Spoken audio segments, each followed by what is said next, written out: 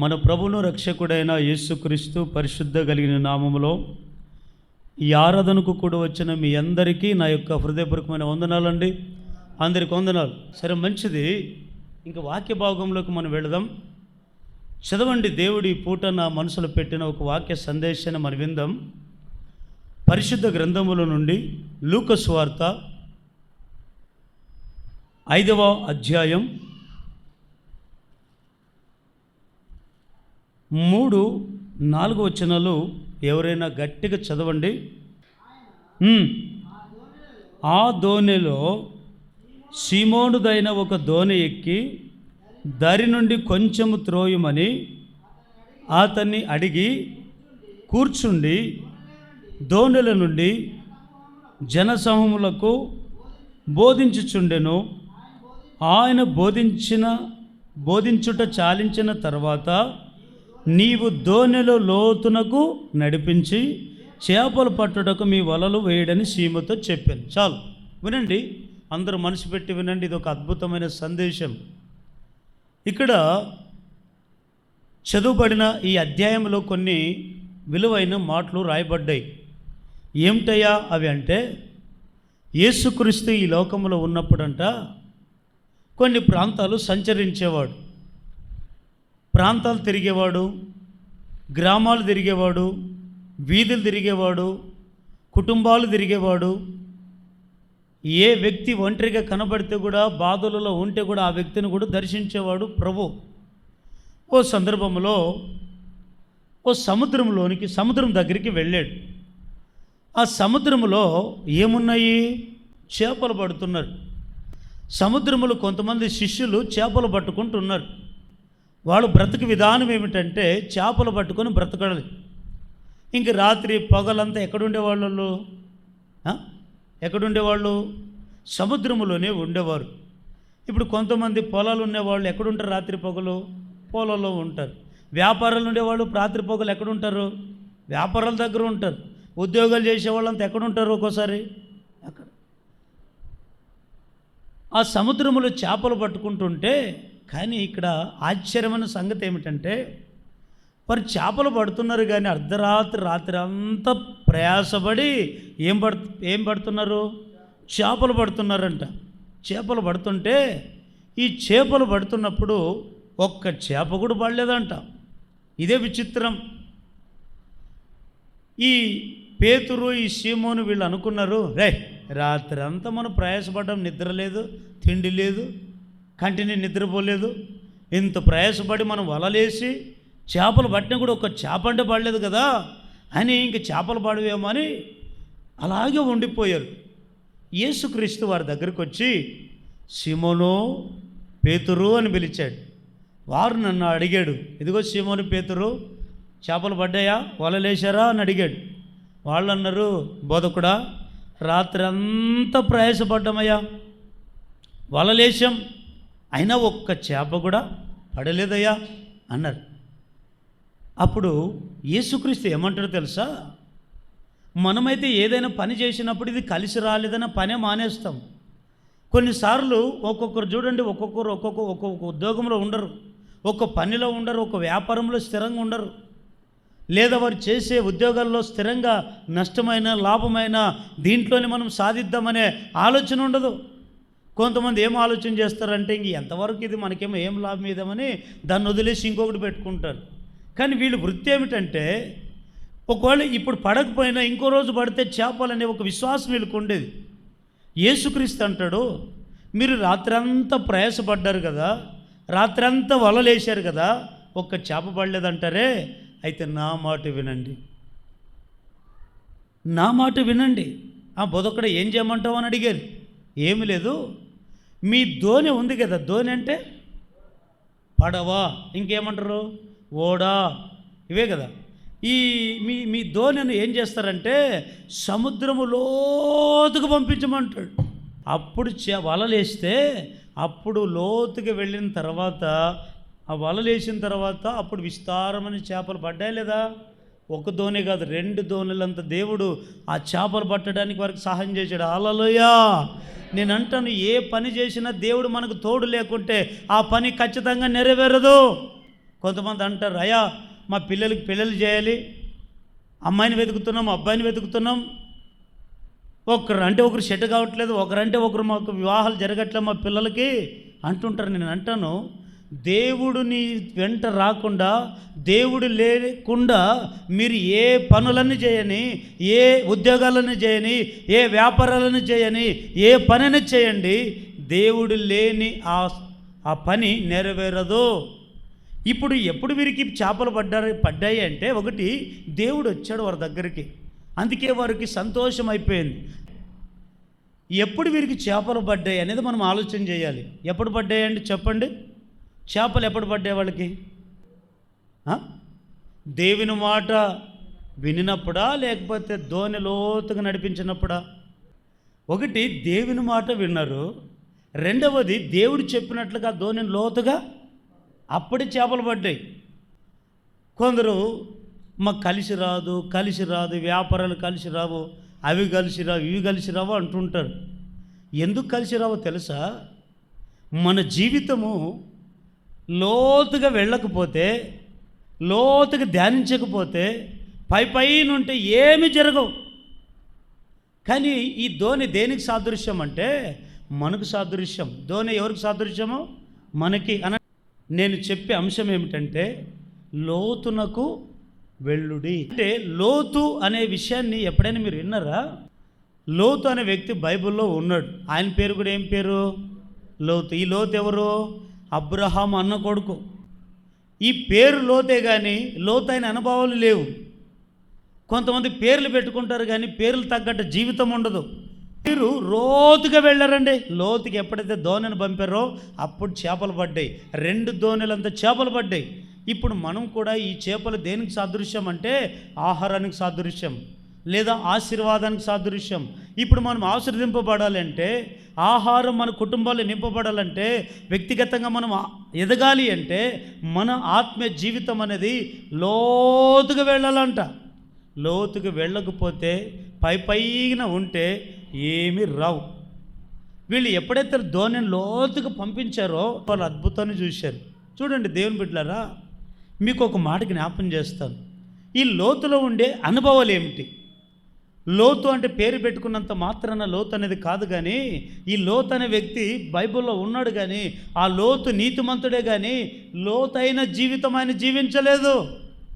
అంతేంటికి బాగా ఒకసారి సొదొమ గొమొర్రా పట్టణం అంతా కుటుంబం అంతా దాటిపోయిన తర్వాత ఒక గృహ ఉందని ఒక ఊరికి వెళ్ళి ఆ ఊరిలో గృహలో దాక్కొని ఉన్నారు. ఆయనకి ఎంతమంది కూతుర్లు? 2 కూతుర్లు. 2 కూతుర్లు ఏం ఆలోచన చేశారు? తండ్రి ఏమో గాఢంగా పండుకున్న ఆయన ఏం ఆలోచన చేశాడంటే, ఈ సొంత కూతుర్లు,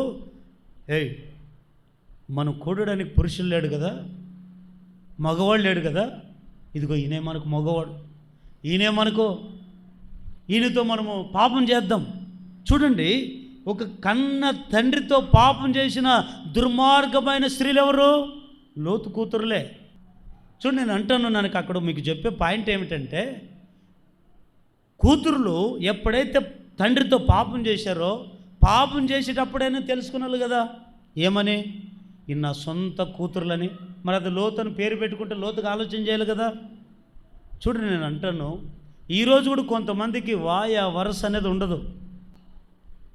కానీ లోతుగా ఉండేవాళ్ళైతే, లోతుగా జీవించే వాళ్ళైతే, లోతుగా ఆలోచన చేసేవాళ్ళైతే ఏం ఆలోచన చేస్తారు తెలుసా? మా ఆత్మీయ జీవితం ఇది కాదు అనుకొని వాళ్ళు ఏం చేస్తారంటే లోతుకు బతకడానికి ఇష్టపడతారు. ఒకసారి యేసుక్రీస్తు వారు ఉపమానం చెప్పాడు. ఏ ఉపమానం చెప్పాడు? చదవండి, లూకా సువార్త 6వ అధ్యాయం 48వ వచనం. చెప్పు మాట ప్రకారం మీరు చేయక, ప్రవ్వా నన్ను పిలుచుట ఎందుకు? నా ఎద్దకు వచ్చి నా మాటలు విని వాటి చెప్పున చేయు ప్రతి వాడును ఎవని పోలి ఉండునో మీకు తెలియజేస్తాను. వాడు ఇల్లు కట్టేవాళ్ళని ఉండి లోతుగా ఏం తవ్వుతాడు? పునాది త్రవ్వి ఏం చేస్తాడు? బండ మీద పునాది వేసిన వాని పోలి ఉండును. వరద వచ్చి ప్రవాహం ఆ ఇంటి మీద వడగా కొట్టినను అది బహుగా కట్టబడినందున అది కదల్చబడలేకపోయాను. చాలు అందరూ హల్లెలూయా అని చెప్పండి ఒకసారి. నన్ను చూడండి, యేసుక్రీస్తు వారు ఒక ఉపమానం చెప్పాడన్న. ఏం ఉపమానం అంటే, ఆ దినంలో ఉన్నప్పుడు యేసుక్రీస్తు వారు ఏం చెప్పాడంటే, మనుషులు 2 రకాలు జీవిస్తున్నారు. ఏం రకాలంటే, ఒకరు లోతుగా బ్రతికే వాళ్ళని చూశాడు, ఇంకొంతమంది పైన బ్రతికే వాళ్ళని చూశాడు. పైన అంటే ఓకే, పైన అన్ని పైనే. కొంతమంది లోతుగా ఆలోచన చేయరు. అంటే ఇక్కడ వాళ్ళని ఎందుకు పోల్చాడంటే, మీరు నా మాట విని దాని ప్రకారం చేయకపోతే నన్ను ప్రభు అని పిలిచేటి ఎందుకు? నా మాట వింటేనే మీరు నన్ను పిలవండి, నా మాట వినకపోతే మీరు నన్ను పిలవద్దు. అంతే కదా దాని అర్థము. ఈరోజు చూడండి, చాలామంది ప్రభు అని పిలుస్తాం. ప్రభు అని పిలిచినంత మాత్రాన పరలోక రాజ్యం చేరతామా?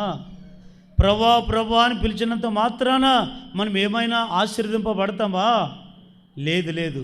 ప్రభు అని పిలిచే వారిలో ఆశీర్వాదం లేదండి. ఆయన మాట, చెప్పిన మాట విని దాని ప్రకారము నడుచుకుంటేనే మనకి ఆశీర్వాదం, నడుచుకుంటేనే మనకి దీవెన. ఈరోజు కూడా వాక్యం వింటారు కానీ వదిలిపెడతారు. విని వాళ్ళకి ఆశీర్వాదం ఉండదు. విని దాని ప్రకారం నడుచుకుంటారు చూడండి, వాళ్ళని దేవుడు దీవిస్తాడు. హల్లెలూయా. ఇక్కడ ఏం చెప్పాడు అంటే 2 ఇండ్ల గురించి చెప్పాడు. ఒక ఇల్లు అంట, ఒక ఇంటిని ఏం చేశారంట, లోతుగా త్రవ్వి ఏం వేశారు, పునాది వేశారు. పునాది వేసిన ఆ ఇల్లు ఏమిటంటే బండ మీద కట్టబడిన ఇల్లు. అది మనకు తెలియని అనుభవాల్లో మనం ఉన్నప్పుడు, తెలియని జీవితంలో మనం ఉన్నప్పుడు పైన వెళ్తుంటాం.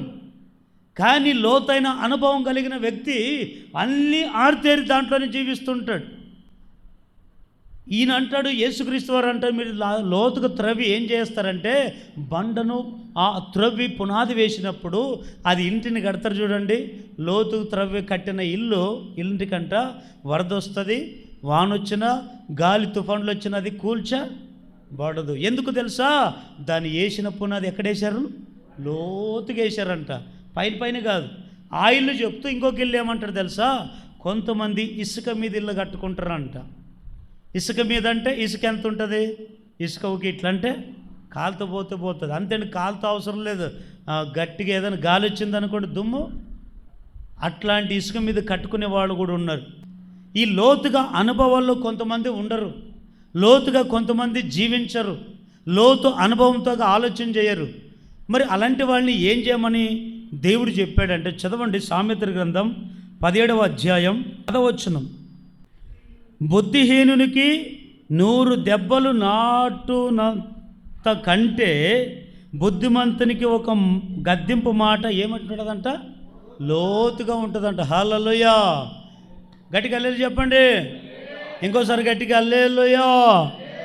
ఇక్కడ చూడండి, ఈ సామెతల గ్రంథకర్త అంటాడు, ఏమంటాడంటే ఇక్కడ 2 మనుషులకు చెప్తాడు. ఒకడు బుద్ధిహీనుడు అంట, రెండోవాడు బుద్ధిమంతుడు అంట. బుద్ధిహీనుడు ఎట్లుంటాడు, పైన బతుకుతాడు, పైన బతుకుతాడు. కానీ బుద్ధిమంతుడు ఏం చేస్తాడంటే, గద్దింపు మాటకు లోబడతాడు, గద్దింపు మాట వింటాడు, గద్దింపు మాటను స్వీకరిస్తాడు. కానీ బుద్ధిహీనుడు అట్లా కాదు. 100 దెబ్బలు కొట్టండి, అనండి, ఏమైనా అనండి, ఏం చేయించడం దానికే మన భాషలో చెప్పాలంటే సిగ్గులేని బతుకుతుంటారు కొంతమంది. ఎంతైనా తిట్టండి, ఎంతైనా కొట్టండి, ఎన్ని మాటలైనా మంచి మాటలు చెప్పండి, ఎంతైనా కాళ్ళు మొక్కండి, ఎంతైనా కాళ్ళు పట్టుకునండి, ఎంతైనా అడుక్కునండి, ఎంతైనా క్షమించమని అడగండి. ఈ బుద్ధిహీనుల పని ఏమిటంటే ఎంతసేపు పైనే ఆలోచన చేస్తారు. ఈ బుద్ధిమంతుడు ఏం చేస్తాడు తెలుసా? గద్దింపు మాట, లోతుగా ఒక మాట గద్దింపు మాట చెప్తే ఏం చేస్తాడు, వింటాడంట, విని దాని ప్రకారం నడుచుకుంటాడంట. చూడండి, ఈరోజు కొంతమంది బుద్ధిహీనులు ఉన్నారు, రెండవదిగా బుద్ధిమంతులు ఉన్నారు. ఈ బుద్ధిమంతులు బుద్ధిహీనులుగా ఉండే వాళ్ళకి తేడా ఏమిటంటే, బుద్ధిమంతులు బండ మీద లోతుగా ఇంటిని కట్టుకుంటారు, బుద్ధిహీనులు ఇసుక మీద ఇల్లు కట్టుకుంటారు. అందుకే బుద్ధిహీనులు త్వరగా కూల్చబడతారు, ఎందుకంటే వాడి పునాది పైన ఉంది, లోతుగా లేదు. బుద్ధిమంతుల ఇల్లు శాశ్వతంగా నిలబడుతుంది. అయితే దేవుని బిడ్డలారా, లోతుగా ధోనిని ఎప్పుడైతే ఆ శిష్యులు లోతుగా ధోనిని పంపించారో, లోతుగా ఎప్పుడైతే ధోనిని నడిపించారో అప్పుడు వారికి ఏం దొరికాయి, చేపలు దొరికాయి. ఇప్పుడు మనం కూడా దేవుని దగ్గర ఆశీర్వాదం పొందుకోవాలంటే, దేవుని నుంచి కార్యాలు మనం చూడాలంటే, దేవుడు మన జీవితంలో అద్భుతాలు జరిగించాలంటే మనం ఎట్లా వెళ్ళాలి? లోతుకి వెళదామా, పైన పైన ఉందామా? అయితే మీరు అనొచ్చు, దేంట్లో మనం లోతుకి వెళ్ళాలి అంటే, ఈ నెలంతా ఒక్కొక్క పాయింట్ మీకు చెప్తాను. ఈ వారము దేంట్లో మనం లోతుకి వెళదామో ఒక మాట చదవండి. మొదటి మాట 2 తిమోతికి రాసిన 2వ పత్రిక 3వ అధ్యాయం 5వ వచనం. ఈ మాట చదవండి. పైకి భక్తి గలవారై ఉండి దాని శక్తిని ఆశ్రయించువారునై ఉందురు, ఇట్టి వారికి విముఖుడవై ఉండుము. చాలు వినండి. దేంట్లో మనం లోతుగా వెళ్ళాలి అంటే, ఒకటి భక్తిలో లోతుకి వెళ్ళాలి. దేంట్లో చెప్పండి దేంట్లో వెళ్ళాలి? భక్తిలో లోతుకి వెళ్ళాలంట. ఈయన ఏమంటున్నాడు తెలుసా? పౌలు తిమోతికి అంటాడు, తిమోతి, అంత్య దినాల్లో మనం అపాయకరమైన కాలములో మనం ఉన్నాం. ఈ కాలములో ఎట్లుంటారు తెలుసా మనుషులు? మొదటి వచనంలో ఏమని రాయబడింది చదవండి. అక్కడ 3వ అధ్యాయం 1వ వచనం. అంత్య దినములలో అపాయకరమైన కాలములు వచ్చునని తెలుసుకొనుము. ఏలైనగా మనుషుల్లో ఏమొస్తుంది? ఇప్పుడు స్వార్థం. ఏమొచ్చింది? మొదటగా స్వార్థం పుట్టింది. ఈ రోజుల్లో చూడండి, ఏ మనుషులు చూసినా స్వార్థము. ఏం స్వార్థము అంటే, ఇంక నేనే బాగుండాలి నాకంటే ఇంకెవరు? ఇది కూడా ఒక రకం స్వార్థం. ఇంకో రకమైన స్వార్థం, వాళ్ళు బాగుపడకూడదు నేను, ఇది ఒక స్వార్థం. ఇంకొంతమంది ఇంకేం స్వార్థము, వాళ్ళు తిండకూడదు నేను. కొంతమందికి స్వార్థం అనేది పెరిగిపోయింది. ఇంకా ఏముంది అక్కడ? ధనాపేక్షలు. రెండవది డబ్బు అహంకారం పెరిగిపోయింది మనుషులకి. ఏ అహంకారము? ధనాపేక్ష. ఇంకా బింకములు ఆడతారు మనుషులు. ఏమాడతారు? బింకములు ఆడతారు. మందిరానికి వెళదామా, ఏడబోతాడు. ఈరోజు 200 బొక్క, 500 బొక్క, 1000 రూపాయలు బొక్క. ఎక్కడికి? మందిరానికి రానికే. ఆ రోజు ఏదైనా సొంత కార్యాలు ఉన్నాయనుకోండి, 500 ఆలోచన చేయడు, 1000 రూపాయలు ఎంతైనా ఖర్చు పోని అంటాడనడా? దీన్ని ఏమంటారంటే బింకములాడుట. ఇంకా అహంకారం ఎక్కువ కొంతమందికి, అహంకారులు. ఇంకా దూషిస్తుంటారు కొంతమంది. ఇంకా అవిధేయులు, చెప్పిన మాట వినే స్వభావం ఉండదు. ఇంకా కృతజ్ఞత ఉండదు. నువ్వు ఎంతన్నా మేలులు చేయి, ఎంతన్నా భూ పెట్టు, ఎంతన్నా మేలు చేయి, ఎన్ని బట్టలన్నీ ఎంతన్నా నిల్లి లేనప్పుడు ఎంతన్నా సహాయం చేయి, తిరిగి కృతజ్ఞత భావము ఉండదు. ఇంకా అనురాగరహితులు అంటే అతిద్వేషులు అంటే ఇంక ద్వేషించే దాంట్లో అతి. ఇంకా వాడు సరిగ్గా, ఈడు సరిగ్గా, వాడు బాలేరు, ఈడు బాలేరు, నాని నీతి మాత్రం నేనే, ఇంకా అట్లా నేనే ఇట్లా వీళ్ళు. ఇంకా అపవాదులు. ఎవరిళ్ళు? అపవాదుకులు. అంటే అపవాదుకులు అంటే అబద్ధాలు చెప్పుకొని తిరగడం, అబద్ధాలు చెప్పుకొని బ్రతకడం, అబద్ధాలు చెప్పుకొని జీవించడం, వీళ్ళు అపవాదుకులు. అపవాది సంబంధికులు. ఇంకా ఎవరిళ్ళు? అజితేంద్రియులు, క్రూరులు, క్రూరమత. ఈరోజు చూడండి మనుషుల్లో నిజంగా నాకు అనిపిస్తుంది, కుక్కలు, ఇంట్లో కుక్కలు పెంచుకుంటే దానికైనా మానవత్వం ఉంది కానీ ఈరోజు మనుషుల్లో మానవత్వం లేదు. ఎంతసేపు మానవత్వం మార్చిపోయి ఏం చేస్తున్నారంటే క్రూరం. ఇంక ఈయన మనిషి అనేది మర్చిపోతాడు ఒకరు. ఇంకా నేను మనిషిని కదా అనేదే మర్చిపోతారు కొంతమంది క్రూరులు. ఇంకా మనిషిని ఎట్లా చంపుతాడో తెలియదు. మొన్న ఎప్పుడు ఇక్కడ అదే పెద్ద హాస్పిటల్లో ఒక ఆయన కట్టుకున్న భార్యనే ఏం చేశాడు? పట్టపగలు చంపేశాడు. ఎందుకు చంపేవంటే ఆయన ఒక అనుమానం పిశాచి. కొంతమంది అనుమానం పిశాచులు ఉంటారు. ఎవరితో మాట్లాడిన అనుమానమే, ఎవరికి ఏం మంచి చెప్పిన అనుమానమే. చూడండి, కొద్దిగా అనుమానం పిశాచులు కొంతమంది. ఎవరైనా మనకి ఏదైనా చేయనీకి వచ్చిన అనుమానమే. వీళ్ళు ఎవరయ్యా అంటే దీన్ని అనుమానాల ద్వారా ఏమైపోతున్నారు తెలుసా? కొంతమంది క్రూరులాగా మారిపోతారు.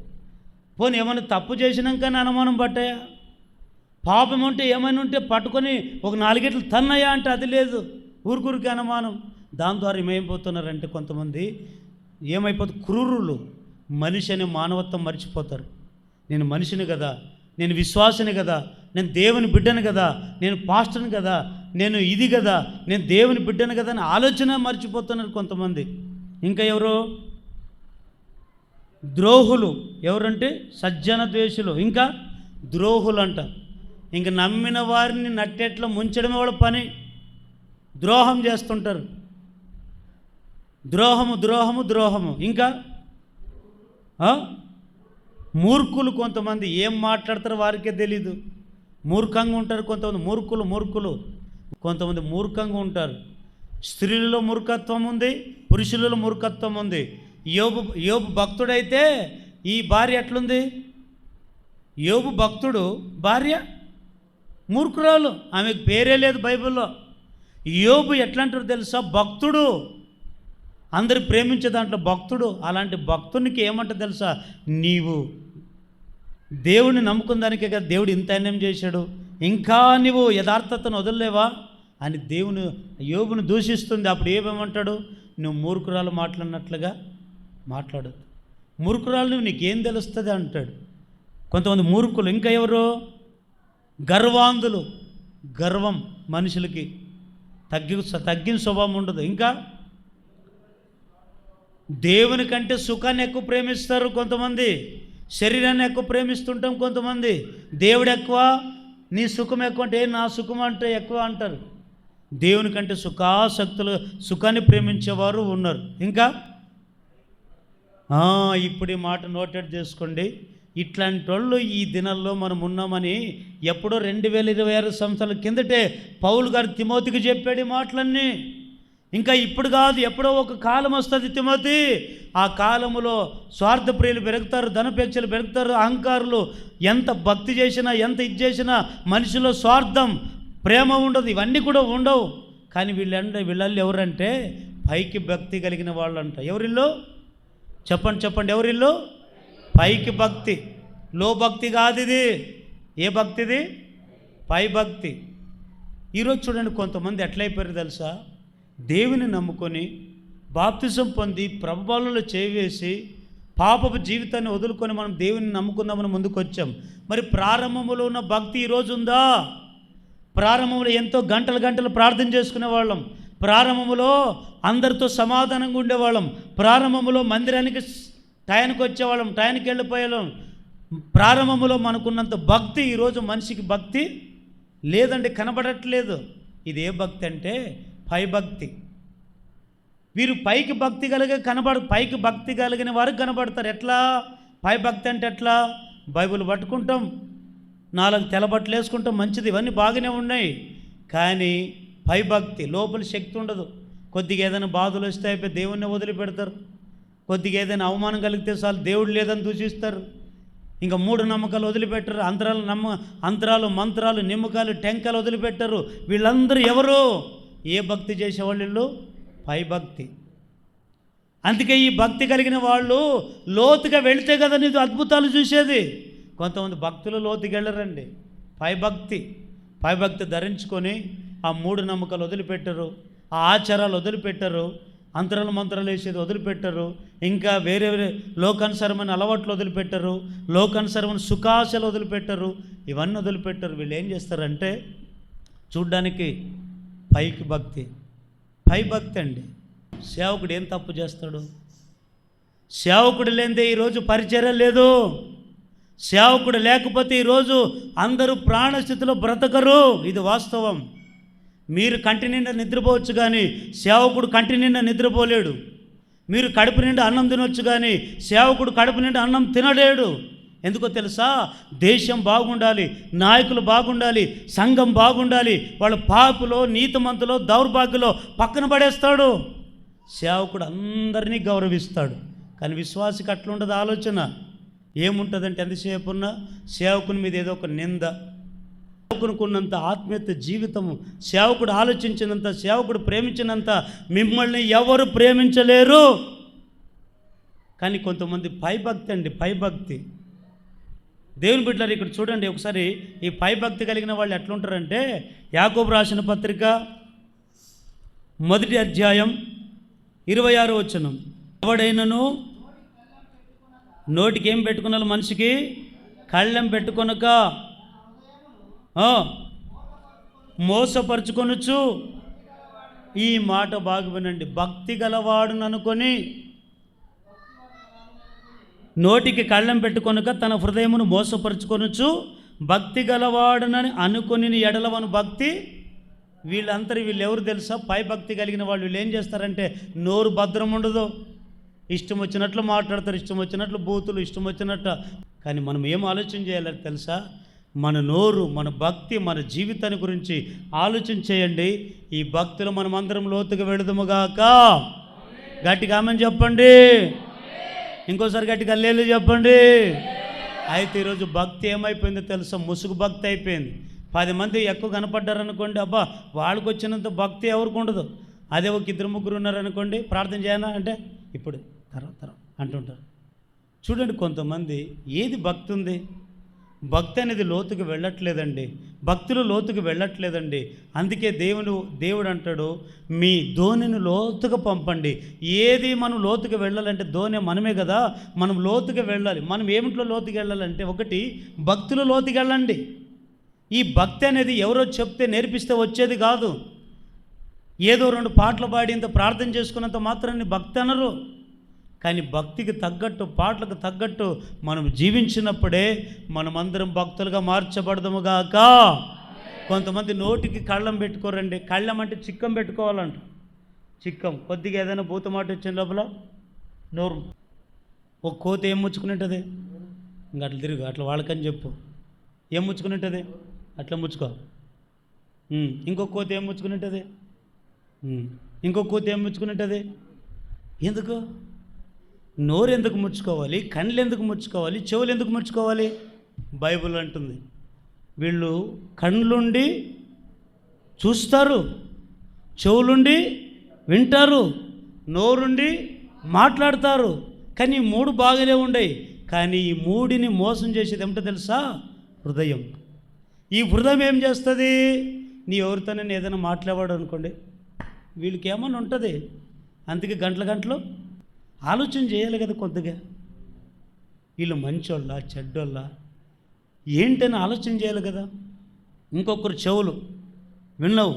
చెవులు ఎందుకు మూసుకోవాలంటే చెవులు ఏమిటి వినకూడదు చెప్పండి? చెవులు ఎందుకు మూసుకోవాలి? ఏం మాటలు మాట్లాడడం మూసుకోవాలి? చెడు మాటలు మనకి వినబడినప్పుడు గట్టిగా మూసుకోవాలంట అబ్బా అని. ఇంకోటి అదిరా కండ్లు ఏం మూసుకోవాలి? చెడు చూడకూడదు. కూర్చోబ్బా. నేను అంటాను, పైకి భక్తి కలిగిన వారిగా మనము ఉండకూడదండి, లోపల భక్తి కలిగిన వారే ఉందుముగాక. కీర్తన గ్రంథం 12వ అధ్యాయం 1వ వచనం, యెహోవా నన్ను రక్షింపుము. ఎవరెవరు లేరంటండి? భక్తి గలవారు లేరు. విశ్వాసులు నరులలో ఉండకుండా నశించిపోయారంట. చూడండి, ఈ దినాల్లో భక్తి కరువైపోతుంది, విశ్వాసము కరువైపోతుంది. ఏం కరువైపోతుందంటే ముందుగా భక్తి. ఏదైనా మన జీవితంలో శోధన వచ్చినప్పుడు, బాధలు వచ్చినప్పుడు, రోగాలు వచ్చినప్పుడు, సమస్యలు వచ్చినప్పుడు మనము నిలు మొఖాలు వేసి భక్తపరుడైతే ఏం చేస్తాడు? దేవా నన్ను సంపన్న జంపు, బతుకని, కానీ నేను నిన్ను మాత్రము వదిలిపెట్టను అని భక్తుడైతే తీర్మానం చేసుకుంటాడు. అదే పై భక్తి కలిగిన వాళ్ళైతే ఏం చేసుకుంటారు? ఏయ్ టెంకలు తీసేయి, నిమ్మకాయలు తీసేయి, ఇంటికి గట్టు, మూళ్ళకి గట్టు, మరి చేసే ప్రార్థన చేయి, మరి పాట పాడేది. ఇది భక్తి. ఎక్కడ నేర్చుకున్నాం ఈ భక్తి? ఎవరు నేర్పారు నీకు భక్తి? అల్ప విశ్వాసులారా అన్నాడు ప్రభు ఎప్పుడు. కానీ ఇక్కడ ఈ లోకంలో ఇప్పుడు జరుగుతున్న సంఘటన ఏమిటంటే, క్రైస్తవంలో భక్తి కరువైపోతుంది. దేవుని మీద ఉండే లోతైన భక్తి కరువైపోతుంది. ఎందుకు తెలుసా? లోతు అనుభవము లేక.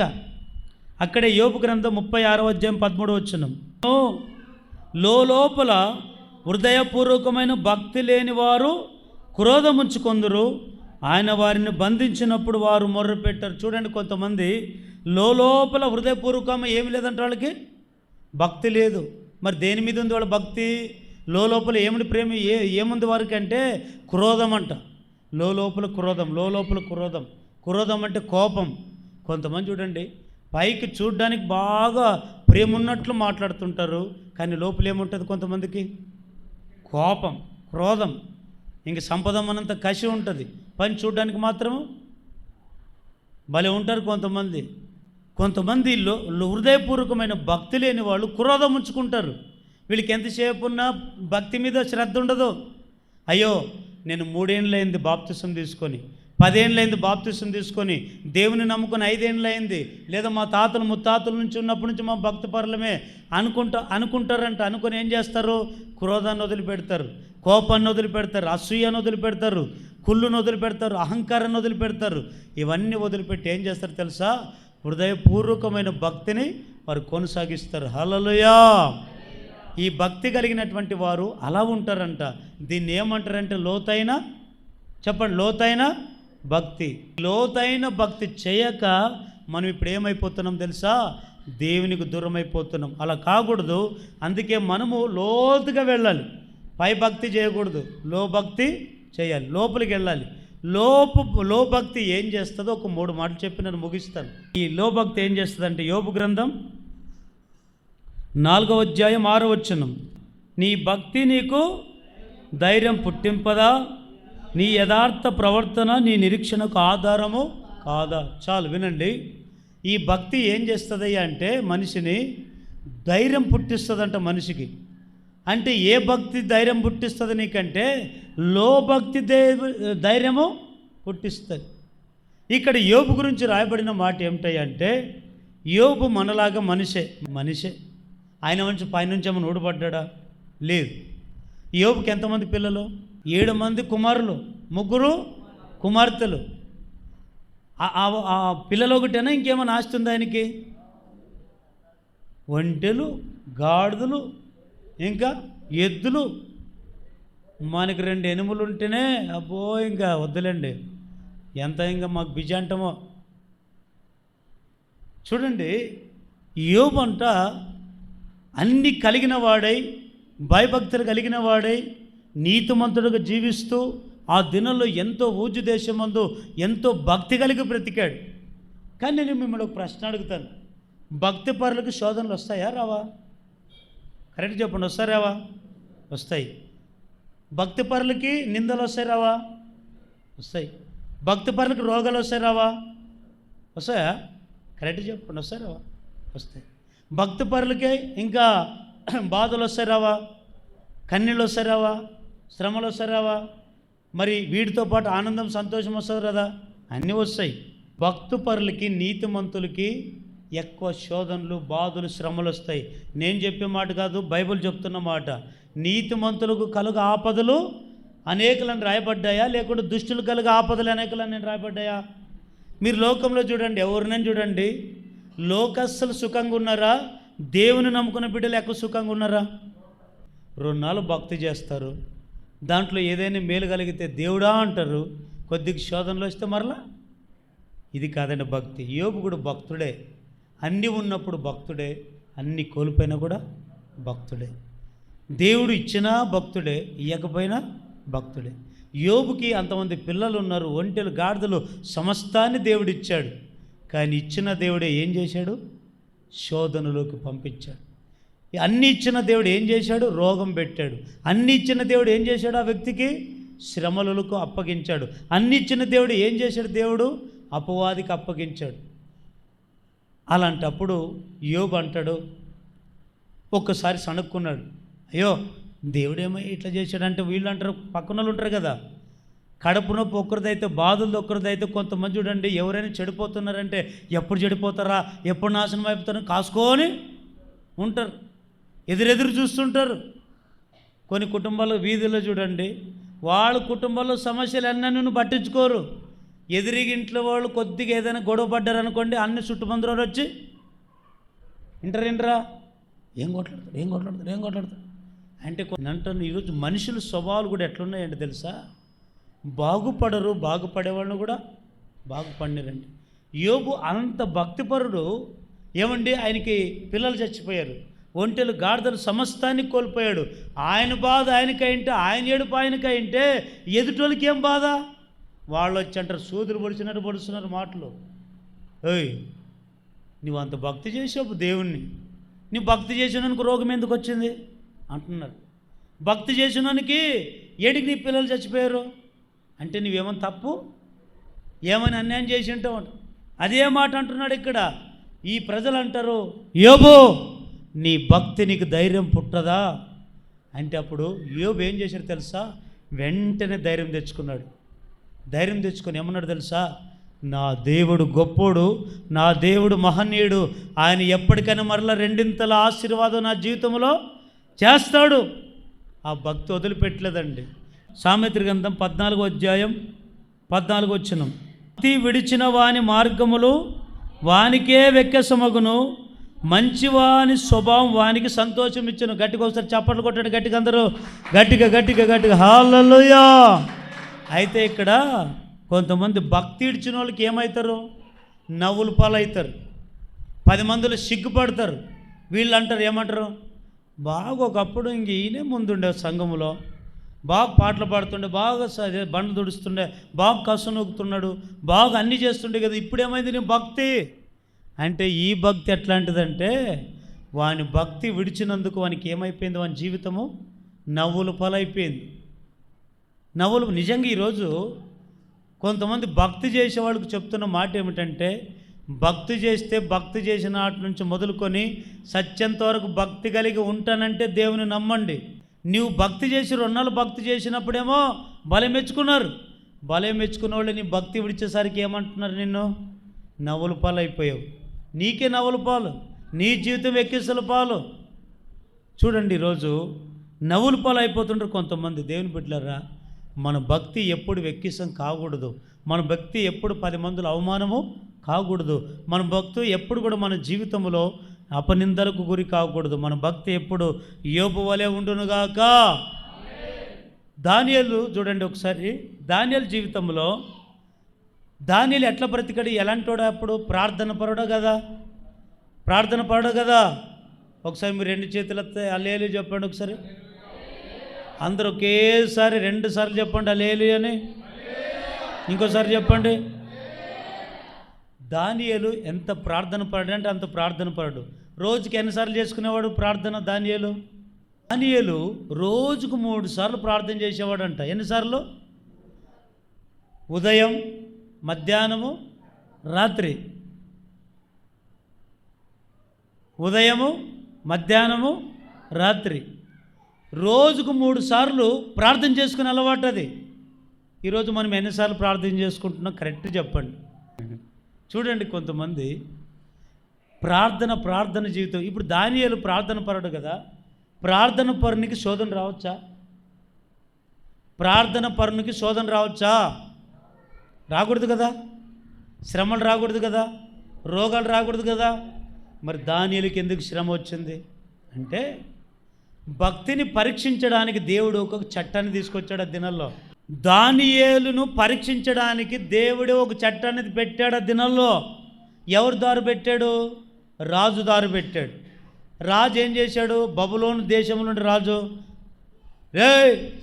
ఎవరైనా యెహోవా నామమున ప్రార్థన చేస్తే వారిని సింహాపు బోనులో వేస్తామని చట్టం తీసుకొచ్చాడు ఈరోజు. కానీ దానియేలు కూడా ఇట్లాంటి బెదిరింపులు వచ్చాయి. ఏ బెదిరింపులు వచ్చాయి? ఎవరైనా యెహోవా నామమున ప్రార్థన చేస్తే వాళ్ళని ఎక్కడేస్తానన్నాడు? సింహపు బోనులో. ఆయన దానియేలు భయపడలే, ఇంట్లోకి వెళ్ళాడు, తలుపు తెరుచుకున్నాడు. మరి తలుపు వేసుకోలే, తలుపు తెరుచుకున్నాడు, కిటికీ తెరుచుకొని మోకాళ్ళ నుంచి ప్రార్థిస్తున్నాడు. ఎవరో చూశారు, చూసి రాజుకు చెప్పారు, రాజా దానియేలు ప్రార్థన చేస్తున్నాడండి. ఆ రాజు అంటారు, రే వాడు వెంటనే పట్టుకురండిరా. దానియేలు పట్టుకొని వెళ్ళారు. వెళ్ళి రాజు నిలబెట్టారు. ఏ దానియేలు, నీవు ఆజ్ఞని అతిక్రమిస్తున్నావా? ఏం నువ్వు చేసేది? ఏం ప్రార్థన చేస్తున్నావా? సింహబోనులు వేస్తాను. దానియేలు భయపడ్డా? భయపడలేదు. ఈరోజు చర్చికి పోతే మీకు ఇంకా రేపు నెల పింఛనీరంటే వస్తారా? కానీ ఇక్కడ దానియేలు భయపడకపోతే సింహాలు బోనులు వేశారు. కానీ దానియేలు భక్తి ఏం చేసింది తెలుసా? ఆయన సింహాల నోళ్ళు మోసింది. సింహాలు వేసినా కూడా, సింహాలు బోనులు వేసినా కూడా, అమ్మో సింహం మనకి ఏదైనా బల్లి వస్తే భయం, కుక్క వస్తే భయం, నక్క వస్తే భయం, ఏదైనా వస్తే భయం. కానీ సింహాలంట చుట్టూ సింహాలు ఉన్నాయి. సింహాలు ఎదురుగా ఉంటే మనిషిని బతకని చంపుతాయి. కానీ దానియేలు సింహాలు చూసిన వెంటనే భయపడలేదు. ఎందుకంటే ఆయనకు ఒక భక్తి ఏమిటో తెలుసా? నా ప్రార్థన నన్ను కాపాడుతుంది, నా ప్రార్థన నన్ను తప్పిస్తుంది మరణం నుంచి, నేను చేసే భక్తి నుంచి నా దేవుడు కాపాడుతాడనే విశ్వాసం. మోకాళ్ళ నుంచి ప్రార్థన చేశాడండి. ఇంకంతకు మించి ఏం చేయలేదు. ఈరోజు కొంతమందికి చెప్తుంటాం, మీరు ఏం గొడవ పడద్దండి, ఏం చేద్దాం, ప్రార్థన చేద్దామంటే కూడా ఉండరు.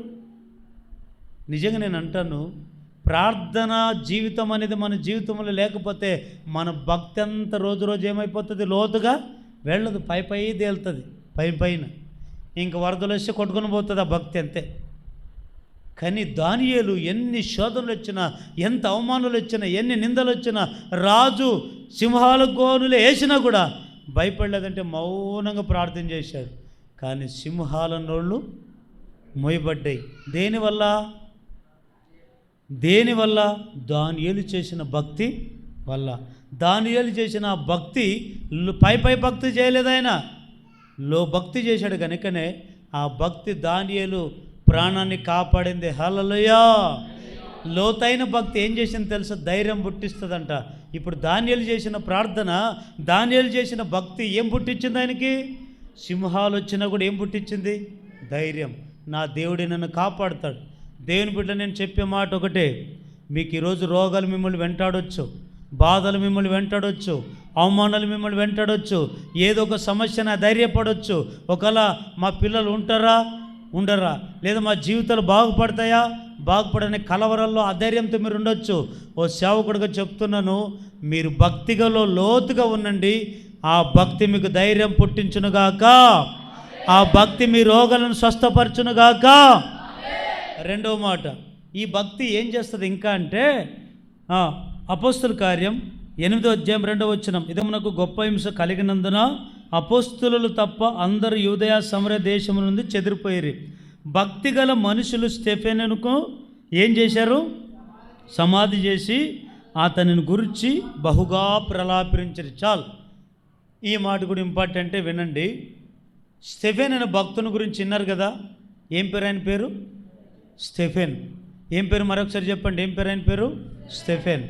ఈ స్టెఫెన్ ఎంత భక్తుడు చూడండి. అప్పట్లోన యేసుక్రీస్తు మరణించి 3వ రోజున తిరిగి లేచిన తర్వాత ఈ ప్రపంచమంతా ఈరోజు సువార్త నిలబడింది అంటే, మనమందరం మందిరాలు కట్టుకొని దేవుని ఆరాధిస్తున్నామంటే మూల కారకుడు ఎవరో తెలుసా? స్టెఫెన్. ఈ వ్యక్తి పై చేయలేదు, భక్తి లోపల చేశాడు. లోపు భక్తి అంటే ఆ దినాల్లో ఎవరైనా వాక్యం చెప్పడానికి ముందుకు వచ్చేవాళ్ళు కాదు. కానీ స్టెఫెను సంఘ పెద్ద నాట అయినప్పటి నుంచి మొదలుకొని భక్తి చేయడానికి ముందుకు వచ్చాడండి. దేవుని కొరకు ప్రాణ త్యాగం చేయడానికి ముందుకు వెళ్ళాడు. ఓసారి ఏం చేశారంటే, అక్కడ ఉండే ప్రజలు స్టెఫెన్ను గుర్రాలతో తొక్కించి రాళ్ళతో కొట్టి చంపారు. చంపిన తర్వాత ఇప్పుడు నాకు ఇక్కడికి వచ్చిన డౌట్ ఏమిటంటే, యేసుక్రీస్తు వారు 2 ఆజ్ఞలు ఇచ్చాడు లేదా? ఏం ఆజ్ఞలు? ఒకటి, మన దేవుడైన ప్రభును పూర్ణాత్మతో, పూర్ణ బలంతో, పూర్ణ శక్తితో ప్రేమింపవలెను. రెండవది, నిన్ను వలె కదా. ఇప్పుడు స్టెఫెన్ కూడా మనుషుడే కదా, స్టెఫెన్ కూడా యేసయ్యను నమ్ముకున్నవాడు కదా, స్టెఫెన్ కూడా దేవుని బిడ్డే కదా. కానీ అక్కడ చంపేవారంట పండ్లు కొరికి మృగాల్లాగా మారి, స్టెఫెన్ మనిషి అనే మానవత్వాన్ని వాళ్ళు మర్చిపోయి స్టెఫెన్ చంపారంటే కొట్టి. కానీ ఇక్కడ నేను అంటాను, దీన్ని బట్టి మనం ఏం అర్థం చేసుకోవాలంటే, వాళ్ళైతే చంపారు మూర్ఖులు, పనికిరాని వాళ్ళైతే ఆయన మీద అసూయపడిన వారు, కోపగించుకున్నవారు చంపారు. కానీ సంఘములో భక్తులు ఉన్నారంట దినాల్లో. ఆ భక్తులు ఏం చేశారు తెలుసా? స్టెఫెన్ చనిపోయిన శవాన్ని తీసుకుని పోయి ఏం చేశారు? సమాధి చేశారు. దీన్ని బట్టి మనం ఏం చేయాలి, ఏం అర్థం చేసుకోవాలంటే, లోతైన భక్తి ఏం చేస్తుందంటే ఎదుటి వారిని ప్రేమిస్తుందంట. లోతైన భక్తి ఏం చేస్తుంది? ఎదుటి వారిని ప్రేమిస్తుంది. ఈరోజు నీ నిజమైన భక్తి అయితే, అమ్మా మీరు నిజమైన భక్తి అయితే, అన్నా మనది నిజమైన భక్తి అయితే ఎదుటి వారిని ప్రేమిస్తారు. మన నిజమైన భక్తి కాకపోతే, లో భక్తి కాకపోతే ఎదుటోళ్ళని తిట్టుకుంటాం, ఎదుటోళ్ళని దూషిస్తాం, ఎదుటోళ్ళని అవమానకరంగా మాట్లాడతాం, ఎదుటోళ్ళని ప్రేమించం. చూడండి, దేవుని వాక్యముని ఈరోజు ఎంతమంది విరుద్ధంగా ప్రవర్తిస్తున్నారు. ఆనాడు స్టెఫెన్ ఏం చేశాడు? ఏ తప్పు చేశాడు? ఏ తప్పు చేయకపోయినా ఆయన్ని అవమానపరిచి గేళం చేసి కొట్టి చంపారండి. కానీ భక్తి కలిగిన వారైతే ఏం చేశారు తెలుసా? స్టెఫెన్ చనిపోయిన కూడా శవాన్ని ప్రేమించారు. ఈ రోజుల్లో మన కుటుంబాలు ఎవరైనా మనకి కడుపు నిండా అన్నం పెట్టలేదనుకోండి, తల్లో తండ్రో పిల్లలు ఎవరు చచ్చిపోయారనుకోండి, వాని శవాన్ని ముట్టుకోవడానికి కూడా ఇష్టపడరు కొంతమంది, సచ్చిన శవాన్ని తాగడానికి కూడా ఇష్టపడరు కొంతమంది. కానీ ఈ ప్రజలంట, ఈ భక్తి కలిగిన వాళ్ళు స్టెఫెను యొక్క శవాన్ని ముట్టుకున్నారు. ముట్టుకోవాలంటే ఏముంది వారిలో? ప్రేమ. అంటే స్టెఫెన్నే ప్రేమించారు లేదా? ఎందుకు? భక్తిని, లోతైన భక్తి కలిగిన వాళ్ళు ఎదుటి వారిని ప్రేమించేది నేర్చుకుంటారు. ఈరోజు చూడండి, ప్రేమలు లేవు. మరి ప్రేమ అంటే ప్రేమ రకరకాలు ఉన్నాయిలేండి. ఆ ప్రేమ గురించి నేను చెప్పట్లేదు. దేవుని ప్రేమ నీలో ఉంటే, భక్తి నీలో ఉంటే, నిజమైన దేవుని ప్రేమ నీలో ఉంటుంది. శత్రువు అని చూడవు, రోగి అని చూడవు, ఈ వ్యక్తి పాపి అని చూడవు. అందరిని ప్రేమిస్తావు, అందరితో కలిసిపోతావు, అందరినీ మెచ్చుకుంటావు, అందరినీ మారుస్తావు. అందుకనే కొరింథీయులకు రాసిన పత్రిక 13వ అధ్యాయంలో ఏముందో తెలుసా? కొందరి ప్రేమ ఎట్లుంటుందంటే డంబంగా ప్రవర్తిస్తుందంట, ఉప్పొంగుతుందంటే కొంతమంది ప్రేమ. ఒక్కొక్కసారి ఏదైనా తెచ్చిపెట్టండి, అబ్బో నా భర్త కష్టపడినట్లు ఎవరు కష్టపడరు అంటదంట. అది ఏం తెచ్చిపెట్టలేదనుకోండి, వీని ఊకు అక్కడ పోయి ఈయన కట్టుకున్నాను అంటారంట. ఇది ప్రేమ? చూడండి, ఈరోజు ప్రేమ అనేది ఎట్లయిపోయిందో ఒక్కోసారి ఉప్పొంగుతుంది. ఈ ప్రేమలు కొన్నిసార్లు రకరకాలు మారుతుంటాయి. కొంతమందికి ఏం మారుతుంటే తెలుసా? అవసరం వచ్చినప్పుడు కొంతమంది ప్రేమిస్తుంటారు, అవసరం తిరిగిపోతే మనిషిని వైపు కూడా చూడరు. అవసరం వచ్చినప్పుడు మనిషి దగ్గరికి వెళ్తుంటారు, అదే అవసరం తిరిగిపోతే ఆయనకి ఆపదలు వచ్చినా, కష్టాలు వచ్చినా, కన్నీళ్ళు వచ్చినా ఆదుకోరు. ఇది మనుషుల ప్రేమ అండి. కానీ లోపల భక్తి ఏం చేస్తుందంటే, వాళ్ళు పెట్టినా పెట్టకపోయినా, ఇచ్చినా ఇవ్వకపోయినా, ప్రేమించినా ప్రేమించకపోయినా, నీ నిజమైన ప్రేమ అయితే, నిజమైన భక్తి అయితే నీవు ఎదుటి వాళ్ళని ఏం చేస్తావు? ప్రేమిస్తావు. అదే దేవునికి కావలసిన ప్రేమ. హల్లెలూయా! గట్టిగా హల్లెలూయా చెప్పండి. మత్తయి సువార్త 5వ అధ్యాయం 43వ వచనం. నీ పొరుగువాన్ని ప్రేమించి నీ శత్రులను ద్వేషించమని చెప్పబడిన మాట మీరు విన్నారు కదా. నేను మీతో చెప్పున్నదేమనగా, మీరు పరలోకమందున మీ తండ్రికి కుమారులై ఉండునట్లు మీ శత్రులను ప్రేమించుడి, మిమ్మల్ని హింసించు వారి కొరకు ప్రార్థన చేయుడి. ఆయన చెడ్డవారి మీదను మంచివారి మీదను తన సూర్యుని ఉదయింపజేసి నీతిమంతుల మీదను అనీతిమంతుల మీదను ఏం కురిపిస్తున్నాడు? వర్షం కురిపిస్తున్నాడు. మీరు మిమ్మల్ని ప్రేమించే వారినే ప్రేమించినడలా మీకేం ఫలం కలుగుతుంది? సుంకర్లు కూడా అలాగే చేస్తున్నారు కదా. మీ సహోదరులు మాత్రం వందనం చేసినడలా మీరు ఎక్కువ చేస్తున్నదేమి? అన్యజనులు కూడా అలాగే చేస్తున్నారు కదా. మీ పరలోకపు తండ్రి పూర్ణు గనుక మీరును పూర్లుగా ఉండుడి. హల్లెలూయా! ఇంకోసారి గట్టిగా లేలేని చెప్పండి. ఇక్కడ ఈ మాట బాగా వినండి. కొంతమందిని ఎవరు ప్రేమిస్తారంటే, వాళ్ళు ప్రేమించిన వాళ్ళనే ప్రేమిస్తారు, వాళ్ళకి నచ్చిన వాళ్ళనే ప్రేమిస్తారు, వాళ్ళకి ఇష్టం వచ్చిన వాళ్ళనే ప్రేమిస్తారు. కానీ బైబిల్ అలా చెప్పిందా? అలా చెప్పిందా? వాళ్ళకి ఏదైనా సాయం చేసిన వారినే ప్రేమిస్తారు. ఇది కాదు. అందుకే ఇక్కడ ఒక మాట రాయబడి ఉంది, మీ శత్రువుని ప్రేమించమన్న మాట మీరు విన్నారు కదా. అయితే మీరు ఒకటి గుర్తు చేసుకోండి, మిమ్మల్ని ప్రేమించిన వారినే మీరు ప్రేమిస్తే మీకేం ఫలం కలుగుతుంది? అసలు నీ లోపల భక్తి అనేది దేవుడు చూడాలి కదా. మనుషులు చూడాలని నువ్వేం చేయాలి? శత్రువుని ప్రేమించినప్పుడు నీ భక్తి ఎంతో, భక్తి అవసరమో, అది నిజమైందో కాదో అప్పుడు బయట వాళ్ళకి కనబడుతుంది. నువ్వు ఆడే ప్రేమించుకోకున్నప్పుడు నీ భక్తి అనేది ఎట తెలుస్తుంది? అదే మాట యేసుక్రీస్తు వారు చెప్పేది. ఆ వ్యక్తి పాపే, దొంగ, అన్యాయస్తుడా, త్రాగుపోతాను చూడొద్దు. అవసరమైతే నువ్వు భక్తిపాడు కదా, మార్చు. అవుతే నీ భక్తిపర్రాలు కదా, మార్చు నీ శక్తి అయితే. అంతేగాని వీళ్ళు అట్లా వాళ్ళు ఇట్లా అనుకోకూడదంట. నోటి మాట ద్వారా మాట్లాడిన కూడా పాపమే. ఆ పాపం మన పిల్లల తరానికి శాపం. దేవుని బిడ్డలారా, అందుకే ఇక్కడ మాట రాయబడి ఉంది, మీ శత్రువులను కూడా ప్రేమించండి అయ్యా. యేసుక్రీస్తు అట్లా అనుకుంటే ఎక్కడ ఎవరినైనా పక్షపాతం చూపాడా? ఓ పాపాత్మరాలు వచ్చింది యేసుప్రభు దగ్గరికి, వచ్చిందా లేదా? ఏం పట్టుకొని వచ్చింది? చేతిలో అత్తరు బుడ్డి తీసుకొని వచ్చి కన్నీళ్ళతో వచ్చి ఏమండి తలకి ఏం పోసింది? ఏం పోసిందండి? నూనె పోసింది. కన్నీళ్ళతో ఏం కడుగుతుంది? పాదాలు కడుగుతుంది. తల వెంట్రుకలు తీసి ఏం కడుగుతుంది? పక్కనున్న వాళ్ళు భక్తులు మరి యేసుప్రభు వెనకే తిరుగుతున్నారు. యేసయ్యే దేవుడు అంటున్నారు. మరి ఆ భక్తి మరి ఆ పాపతురాలు ప్రేమించవచ్చు కదా అంటే వాళ్ళు ఓకే యేసుప్రభు దగ్గర వెళ్ళి వెనకాడు అంతే వెనుకుంటున్నారు. ఉండి ఏమనుకుంటాడు ఒక ఆయన అంటే నిజమైన దేవుడా కాదేనా?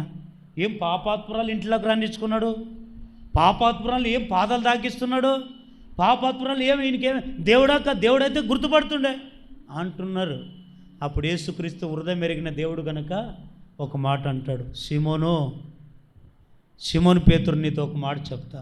ఏంటయ్యా? నీ ఇంట్లోకి రాకముందు నువ్వు నాకు నీళ్ళు ఇవ్వలే, నా పాదములకు నీళ్ళు ఇవ్వలేదు, నా తల నా నూనెతో అంటేయలేదు. కానీ ఈ పాపాత్రలు వచ్చినప్పటి నుంచి నన్ను ఏం చేస్తుంది? ప్రేమిస్తుందయ్యా. అంటే ఆమె ప్రేమ ఏమిటో తెలుసా? వినండి, ఆమె ప్రేమ ఏమిటో తెలుసా? యేసయ్యను ప్రేమిస్తే నా పాపాలన్నీ కడగవేయబడతావని విశ్వాసం. ఈరోజు మనుషులు ప్రేమిస్తారు. ఏమిటి? ఈరోజు మనుషులు ప్రేమిస్తే ఎప్పుడు ఉంటాడో తెలియదు, ఎప్పుడు ఊడిపోతాడో తెలియదు, ఎప్పుడు మోసం చేస్తారో తెలియదు, ఎప్పుడు నమ్మకంగా ఉంటారో తెలీదు, ఎప్పుడు మంచోడు అంటారో తెలియదు, ఎప్పుడు చెడ్డోళ్ళు అంటారో తెలీదు. ఇది మనుషుల ప్రేమ. కానీ నేను చెప్పే ప్రేమ ఏంటంటే దేవుని ప్రేమలో కోపం ఉండదు. దేవుని ప్రేమ తేడా చూడదు. ఏమని చూస్తుంది తెలుసా? మానవత్వాన్ని మాత్రమే చూస్తుంది. ఏం చూస్తుంది? చెప్పండి ఏం చూస్తుంది? దేవునిలో మానవత్వం చూస్తాడు దేవుడు. మనిషి ఏం చూస్తాడు? పాపం చూస్తాడు.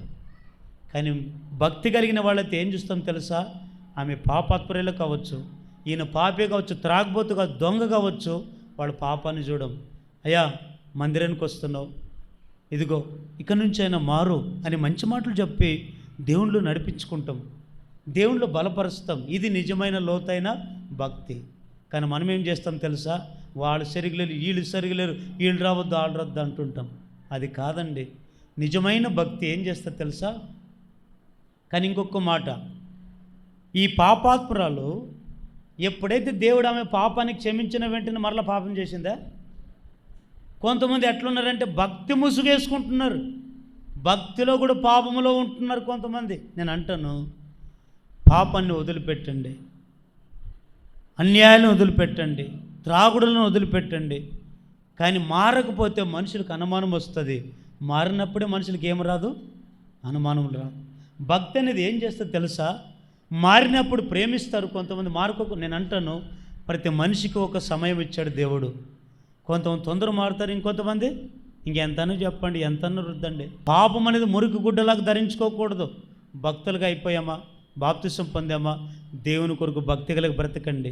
అయితే భక్తి, లోతైన భక్తి ఏం చేస్తుందంటే ఎదుటి వారిలో మానవత్వం చూసి ప్రేమిస్తుంది. మానవత్వం ఉంటే నువ్వు ప్రేమిస్తావు, మానవత్వం లేకపోతే నీ భక్తి అనేది నువ్వు వదిలిపెడతావు. అది కాదు దేవునికి కావాల్సింది. శత్రులు ప్రేమిస్తారు, ఏమంటే పాపులను ప్రేమించాడు. లోతైన భక్తి కలిగిన వారు అందరిని ప్రేమించుదురుగాక. ఇది ఒక్క మాట చదవండి. యోహాను రాసిన మొదటి పత్రిక 4వ అధ్యాయం 20వ వచనం. ఎవడైనాను, ఈ మాట బాగా వినండి, ఎవరైనాను అని అక్కడ పెట్టుకోండి. ఎవడైనా ఉంది కదా, ఎవరైనాను నేను దేవుని ప్రేమిస్తున్నానని చెప్పి తన సహోదరుని ద్వేషించిన ఎడల అతడు అబద్ధికుడగును. తాను చూచిన తన సహోదరుని ప్రేమింపని వాడు తను చూడని దేవుణ్ణి ప్రేమింపలేడు.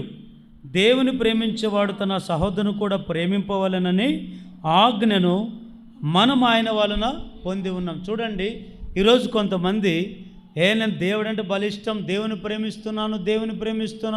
ప్రేమిస్తున్నానని అంటున్నావు, మంచిదే.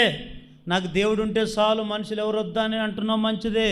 మరి అయితే ఇక్కడ బైబిల్లో రాయబడి ఉంది, దేవుని ప్రేమిస్తున్నానని చెబుతున్న నీవు ఎదుటి వాళ్ళని ఏం చేయాలి? ప్రేమించాలా, ద్వేషించాలా? మరి లోతైన భక్తులైతే ఏం చేస్తారు? దేవుని ప్రేమిస్తారు, ఎదుటిగా కనబడే వాళ్ళని కూడా. అందుకని ప్రేమ అనేక దోషములను కప్పుతుందంట. ప్రేమ ఉంటే అనేక దోషములు కప్పుతారు, అనేక పాపములు కప్పి సరైన మార్గం నడిపిస్తారు. అదే ప్రేమ లేకపోతే ఏం చేస్తారంటే దేవుని ప్రేమిస్తారంటారు, ఎదుటి వాళ్ళని దండం పెట్టరు. దేవుని ప్రేమిస్తామంటారు, ఎదుటోళ్ళని దూషిస్తుంటారు. దేవుని ప్రేమిస్తామంటున్నారు, ఎదుటోళ్ళతో సమాధానంగా ఉండరు. దేవుని ప్రేమిస్తామంటారు, మందిరానికి చూడండి. అది కాదు, ఇది లోతైన భక్తి కానే కాదు. లోతైన భక్తి కలిగిన వాళ్ళు ఏం చేస్తారు? ఎదుటి వాళ్ళని ప్రేమిస్తారు. మూడో మాట చెప్పి ముగిస్తాను. అపోస్తల కార్యం 16వ అధ్యాయం 14-15 వచనం. అప్పుడు లుదియాను దైవభక్తి కలిగిన ఒక స్త్రీ వినుచుండెను. ఆమె ఉదారంగు పొడిని అమ్ము తుయతైర పట్టణస్థురాలు. ప్రభు ఆమె హృదయం తెరిచెను గనుక పౌలు చెప్పిన మాటల యందు లక్ష్యముంచెను. ఆమెయు ఆమె ఇంటి వారును బాప్తిసం పొందినప్పుడు ఆమె, నేను ప్రభునందు విశ్వాసం కలిదనని మీరు ఎంచితే నా ఇంటికి వచ్చి ఉండుడని వేడుకొని మిమ్మును బలవంతము చేశాను. చాలు, ఒకసారి గట్టిగా హల్లేలు అని చెప్పండి. ఇంకోసారి చెప్పండి. ఎన్ని మాటలు చెప్పాను ఇప్పటి వరకు? లోతైన భక్తి చేయాలి. లోతైన భక్తి ఏం చేస్తుంది? మనకు ధైర్యాన్ని పుట్టిస్తుంది. లోతైన భక్తి ఏం చేస్తుంది? ఎదుటివారిని ప్రేమిస్తుంది. మూడవది ఏమిటంటే ప్రార్థన ఏర్పాటు చేసుకున్నారు. ప్రార్థనకి ఎవరు వచ్చారు ఎక్కువ? స్త్రీలు వచ్చారు ఎక్కువ. ఇప్పుడు కూడా చూడండి, ఏ సంఘములైనా చూడండి, ఎక్కువ ఎవరు కనపడుతుంటారు? ఆడల గుంపే ఎక్కువ. కానీ మన సంఘములో సమానత్వం ఉంటారు ఎప్పుడు. ఈ స్త్రీలు వచ్చారు. ఈ స్త్రీలలో కూడా అందరు భక్తులు కాదంట. ఈ మాట బాగా వినాలి.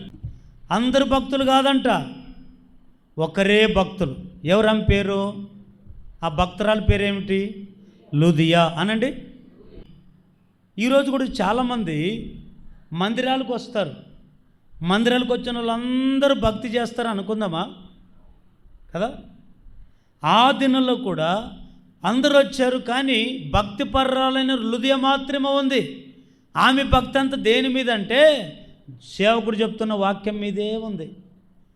ఈరోజు కొంతమంది కొద్దిగా వాక్యం ఎక్కువ చెప్పే లోపల ఏం చేస్తారంటే విసుగుపడుతుంటారు, లేదా ఇంకా ఎంతసేపు లప్ప అంటుంటారు. కొంతమంది ఇంకా ఎప్పుడెప్పుడు తిండి ఎప్పుడెప్పుడు ఇడుస్తావు అన్నట్టు ఉంటారు. కానీ మీ భక్తి ఏమిటంటే, ఈ సేవకుడు మా గ్రామానికి వచ్చాడు కదా, ఆయన చెప్పే ఈ వాక్యాన్ని వింటే నా జీవితాన్ని బాగు చేసుకుంటాను కానీ విశ్వాసం.